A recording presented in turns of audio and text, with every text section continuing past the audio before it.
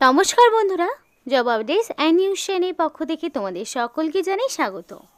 তো আজকে পশ্চিমবঙ্গ সরকারের পক্ষ থেকে বের হওয়া সম্পূর্ণ একটি নতুন নোটিফিকেশন নিয়ে তোমাদের সাথে আলোচনা করব, যেখানে তোমরা দেখতে পাবে যে তোমাদের পঞ্চায়েতের অফিসের পক্ষ থেকে নিযুক্ত করানো হচ্ছে। বিভিন্ন যে পঞ্চায়েত অফিসগুলো রয়েছে সেখানে তোমরা নিযুক্ত হতে পারবে, যেখানে অ্যাপ্লিকেশন করতে কোনো রকমের ফিস দিতে হবে না, অর্থাৎ সম্পূর্ণ বিনামূল্যেই তোমরা রাজ্যের 23 জেলার যে কোনো প্রান্ত থেকেই ছেলে মেয়ে প্রত্যেকেই আবেদন করতে পারবে। তো খুবই ভালো সুযোগ রয়েছে এবং এই ভিডিওর মাধ্যমে তোমাদের অ্যাপ্লাই প্রসেসটিও দেখিয়ে দেবো, যাতে করে তোমরা বাড়ি বসেই নির্দ্বিধায় অ্যাপ্লিকেশন করতে পারো। এবং কোন কোন জেলা থেকে প্রার্থীরা আবেদন করবে সেই বিষয়েও বিস্তারিত আলোচনায় ভিডিওতে হবে। তার জন্য ভিডিওটি সম্পূর্ণ দেখতে হবে, একটাও ইনফরমেশন মিস করা যাবে না। তো বিস্তারিত বলার আগে প্রত্যেকের কাছে আমি একটাই রিকোয়েস্ট জানাবো, যে যারা এখনও আমাদের এই চ্যানেলটিকে সাবস্ক্রাইব করোনি তারা ঝটপট চ্যানেলটিকে সাবস্ক্রাইব করে পাশে থাকা বেল আইকনটি ক্লিক করে দাও, যাতে করে পরবর্তী সমস্ত ইনফরমেশন পেয়ে যেতে পারো। তো চলো বন্ধুরা, দেরি করব না, এবার অফিসিয়াল নোটিশ নিয়ে ডাইরেক্ট বিস্তারিত আলোচনা তোমাদের সাথেই শুরু করব। তো কোন কোন জেলা থেকে অ্যাপ্লিকেশন করা যাবে দেখো: আলিপুরদুয়ার, বাঁকুড়া, বীরভূমের বাসীরা আবেদন করতে পারবে। কোচবিহার ডিস্ট্রিক্ট থেকে, দক্ষিণ দিনাজপুর থেকেও অ্যাপ্লিকেশন করা যাবে। দার্জিলিং, হুগলি, হাওড়া রয়েছে, জলপাইগুড়ি জেলা, ঝাড়গ্রামও রয়েছে, কালিম্পং রয়েছে, কলকাতা রয়েছে, মালদা জেলা রয়েছে, মুর্শিদাবাদ ডিস্ট্রিক্ট রয়েছে নদিয়া ডিস্ট্রিক্ট, নর্থ 24 পরগনা, পশ্চিম বর্ধমান, পশ্চিম মেদিনীপুর, পূর্ব বর্ধমান, পূর্ব মেদিনীপুর, পুরুলিয়া, সাউথ 24 পরগনা, উত্তর দিনাজপুর, এই সমস্ত ডিস্ট্রিক্ট থেকেই তোমরা আবেদন করতে পারবে। অর্থাৎ এখানে কিন্তু সমস্ত ডিস্ট্রিক্টের নামই মেনশন করা রয়েছে, তার মানে এই প্রত্যেকটি ডিস্ট্রিক্টের বাসিন্দারাই আবেদন করতে পারবে। এবার তোমাদেরকে দেখাবো নোটিফিকেশন নাম্বার এবং নোটিফিকেশন কবে বেরিয়েছে।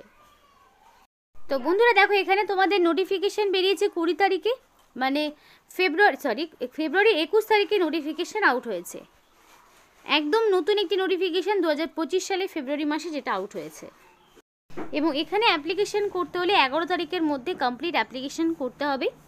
তো এই নির্দিষ্ট সময়ের মধ্যে তোমাদেরকে হয় বাই পোস্ট, নইলে রেজিস্টার পোস্ট, নইলে স্পিড পোস্টের মাধ্যমে অ্যাপ্লিকেশন পাঠাতে হবে। এবার দেখো, অ্যাপ্লিকেশন করতে হলে তোমাদের একটা অ্যাপ্লিকেশন ফর্ম পূরণ করতে হবে, যে ফর্মটি তোমাদের হাতে কলমে পূরণ করতে হবে এবং সম্পূর্ণ নিজস্ব হ্যান্ডরাইটিংয়ে। এবং অ্যাপ্লিকেশন ফর্ম পূরণ করার সময় একটা বিষয় মাথায় রাখবে, ফর্ম পূরণের সময় যাতে কোনো রকম কাটাকাটি না হয়, তাহলে কি হবে, সমস্ত রকম অ্যাপ্লিকেশন ফর্মটি বাতিল করে দেওয়া হবে। তাই কোনো রকম কাটাকাটি করবে না, সম্পূর্ণ নিজস্ব হ্যান্ডরাইটিংয়ে পরিষ্কার পরিচ্ছন্নভাবে এই অ্যাপ্লিকেশন ফর্মটি পূরণ করবে। তো ফার্স্টে তোমাদের দিতে হবে কন্ট্যাক্ট নাম্বার এবং মেল আইডি। তো অ্যাপ্লিকেশন করার সময় অবশ্যই ভ্যালিড কন্ট্যাক্ট নাম্বার এবং মেল আইডি দিয়ে অ্যাপ্লিকেশন করবে, যাতে করে সিলেকশন প্রসেসের অল ইনফরমেশান তুমি পেয়ে যেতে পারো। দেন তোমাকে দিতে বলেছে আধার নাম্বার।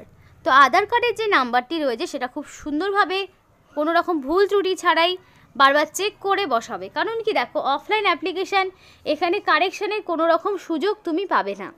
তাই যখন অ্যাপ্লিকেশান করবে একদম প্রপার ইনফরমেশান দিয়ে তোমাকে অ্যাপ্লিকেশান করতে হবে। এবার দেখো, প্যান কার্ডের নাম্বারও চাওয়া হয়েছে। তো যেহেতু অ্যাপ্লিকেশান ফর্মে প্যান কার্ডের নাম্বার চেয়েছে, তার মানে তোমাকে এখানে প্যান কার্ডের নাম্বারও দিতে হবে। কারণ কি, তোমার এখানে যদি আধার কার্ড এবং প্যান কার্ড এই দুটোর মধ্যে কোনো একটি কমতি থাকে, অ্যাপ্লিকেশান ইনকমপ্লিট থাকবে। তাই অনেকেই রয়েছে যাদের প্যান কার্ড নেই, তো তাদের বলবো তারা কিন্তু এখানে অ্যাপ্লিকেশান করতে পারবে না, প্যান কার্ড থাকাটা ম্যান্ডেটরি। দেন তোমাদের নাম দিতে হবে ইন ব্লক লেটার, অর্থাৎ ব্লক লেটারে তোমাদের নাম বসাতে হবে। তো মানে ক্যাপিটাল লেটারে তোমার নাম লিখতে হবে এবং সমস্ত অ্যাপ্লিকেশন ফর্মটি আমার মনে হয় ক্যাপিটাল লেটারে করলেই ভালো হয়। তো এবার অ্যাকর্ডিং টু মাধ্যমিক পাশের সার্টিফিকেট বা অ্যাডমিট অনুযায়ী এক্স্যাক্টলি তোমার যা নাম রয়েছে সেই নামই তোমাকে দিতে হবে। তারপর ফাদার্স নেম, তো ফাদার্স নেমের জায়গায় ফাদার্স নেম বসাতে হবে। তারপরে সরাসরি চলে আসবে পার্মানেন্ট অ্যাড্রেস। তো তোমার এখানে স্থায়ী বসবাসের ঠিকানা দিতে বলা হয়েছে। তো ফার্স্টেই থাকবে ভিলেজের নাম, তোমার গ্রামের নাম, তুমি কোন গ্রাম পঞ্চায়েতের আন্ডারে পড়ছো, তোমার ডিস্ট্রিক্টের নাম কি, পোস্ট অফিস কী রয়েছে, ব্লক কী রয়েছে, পিনকোড কী রয়েছে, সবটাই তোমাকে দিতে হবে। এবং অ্যাকর্ডিং টু তোমাদের আধার কার্ড কিংবা ভোটার আইডি কিংবা রেশন কার্ড, এগুলোর মধ্যে যে কোনো একটি তোমাকে অ্যাড্রেস প্রুফ হিসাবে দিতে হবে। এবার সেই অনুযায়ী তোমার যে অ্যাড্রেস প্রুফ রয়েছে সেইটাই তোমাকে বসাতে হবে। এরপর তোমার ডেট অফ বার্থের জায়গায় ডেট অফ বার্থটা অবশ্যই বসাবে, সেটা যাতে অবশ্যই মাধ্যমিক পাশের সার্টিফিকেট অনুযায়ী এক্স্যাক্টলি যা ডেট অফ বার্থ থাকে মানে রয়েছে সেই ডেট অফ বার্থটি তোমাকে বসাতে হবে। এবার 21/2/2025 এই তারিখ অনুযায়ী, অর্থাৎ নোটিফিকেশান বেরিয়েছে 21 তারিখে, 21শে ফেব্রুয়ারি।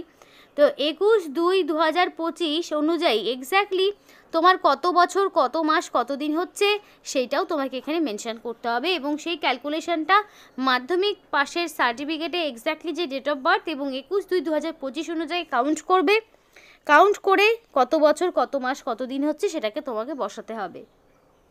এবার দেখো এডুকেশনাল কোয়ালিফিকেশান চাওয়া হয়েছে। তো স্টার্ট হবে তোমাদের মিনিমাম মাধ্যমিক থেকে। মাধ্যমিক তোমাদের কোন বোর্ডের আন্ডারে, কত সালে পাস করেছো, টোটাল মার্কস পার্সেন্টেজ দিয়ে দিলে। দেন উচ্চ মাধ্যমিক কোন বোর্ডের আন্ডারে, কত সালে পাস করেছো, টোটাল মার্কস পার্সেন্টেজ। তারপর তোমার থাকবে গ্র্যাজুয়েশন, তো গ্র্যাজুয়েশনের সমস্ত রকম ইনফরমেশান। তাহলে 3টা বক্স পূরণ হয়ে গেল। দ্যাট মিনস তোমাদের 3টে এডুকেশনাল কোয়ালিফিকেশানের অ্যাডমিট, মার্কশিট, সার্টিফিকেট দিতে হবে। সমস্ত ইনফরমেশানই তোমাকে অ্যাপ্লিকেশন ফর্মের সাথে অ্যাটাচ করে দিতে হবে। এবার কম্পিউটারের নলেজ, তোমাদের কম্পিউটার কোন ইনস্টিটিউশন থেকে কত ডিউরেশনের কোর্স করেছো, কত সালে পাস করেছো, আদার্স কিছু যদি এক্সপিরিয়েন্স থাকে, আদার্স এক্সপিরিয়েন্স থাকাটা ম্যান্ডেটরি নয়, কিন্তু বেসিক কম্পিউটার নলেজ তোমার লাগবেই। যাদের কম্পিউটার জানা নেই তারা কিন্তু আবেদন করতে পারবে না। বেসিক কম্পিউটারের নলেজ তোমার লাগবে। তার পাশাপাশি আদার্স এক্সপিরিয়েন্সের কোনো প্রয়োজন হচ্ছে না, আর থাকলেও তুমি দিয়ে দিতে পারো, কোনো সমস্যা নেই। এবং করার পরে তোমাকে লাস্টের দিকে এখানে দিতে হবে তোমার সিগনেচার। অবশ্যই রানিং হ্যান্ডরাইটিংয়ে ফুল সিগনেচার করবে। তোমার নাম থাকবে এখানে, এখানে ডেট আর প্লেস দিয়ে অ্যাপ্লিকেশন ফর্মটি পূরণ করবে। এবার এই অ্যাপ্লিকেশন ফর্মটি পূরণের জন্য তোমাদেরকে কি কি ডকুমেন্টস দিতে হচ্ছে একটু দেখে নাও। ফার্স্টেই তোমাদেরকে দিতে হবে মাধ্যমিক পাশের অ্যাডমিট বা সার্টিফিকেট এজ প্রুফ হিসাবে। দেন আধার কার্ড, ভোটার আইডি, রেশন কার্ডের মধ্যে যে কোনো একটি অ্যাড্রেস প্রুফ হিসাবে। যদি কাস্ট সার্টিফিকেট কিছু থাকে, মানে SC ST OBC যদি তুমি হয়ে থাকো তাহলে সেই ভ্যালিড কাস্ট সার্টিফিকেট তোমাকে প্রোভাইড করতে হবে। আর যদি তোমার সেই ক্যাটাগরির মধ্যে তুমি না পারো তাহলে তোমার দেওয়ার প্রয়োজন নেই। অল এডুকেশনাল কোয়ালিফিকেশান, যেমন ধরো মাধ্যমিক, উচ্চ মাধ্যমিক, গ্র্যাজুয়েশনের সমস্ত রকম ইনফরমেশান দিতে হবে। দেন তোমাদের যেটা করতে হবে, কম্পিউটারের সার্টিফিকেটটা দিতে হচ্ছে এবং প্রত্যেকটি ডকুমেন্ট সেলফ অ্যাটাস্টেড করবে, অর্থাৎ জেরক্সের শেষে তোমাদের রানিং হ্যান্ডরাইটিংয়ে ফুল সিগনেচার এবং ডেট থাকবে। আর আরেকটা বিষয় বলে রাখি, যেই ডকুমেন্টসগুলো তোমরা এখানে সাবমিট করছো এগুলো আবার তোমাদেরকে ডকুমেন্ট ভেরিফিকেশনের সময় দেখাতে হবে। তাই প্রত্যেকটি ট্রু এবং ভ্যালিড ইনফরমেশান দিয়েই এখানে অ্যাপ্লিকেশান করার চেষ্টা করবে, যাতে কোনো রকম ভুল ত্রুটি কিছু ধরা না পড়ে।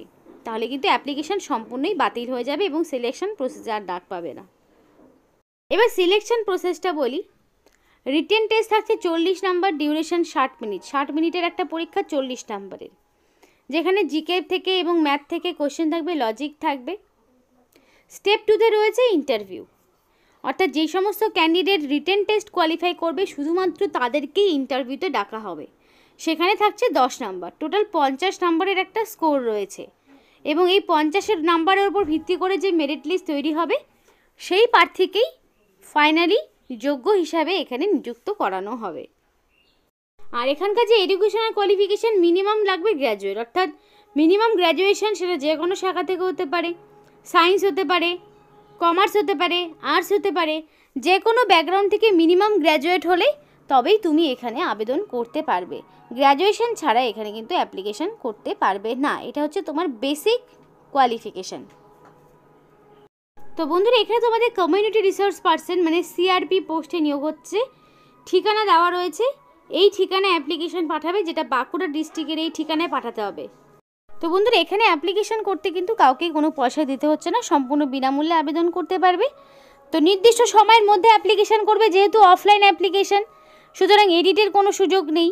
আর প্রপার ডকুমেন্টসগুলোকে একটি মুখবন্ধ খামে ভরবে এই অ্যাপ্লিকেশন ফর্মের সাথে, আর একটি সিল এনভেলপের ওপরে, তার ওপরে অবশ্যই লিখে দেবে কোন পোস্টের জন্য তুমি অ্যাপ্লিকেশন করছো।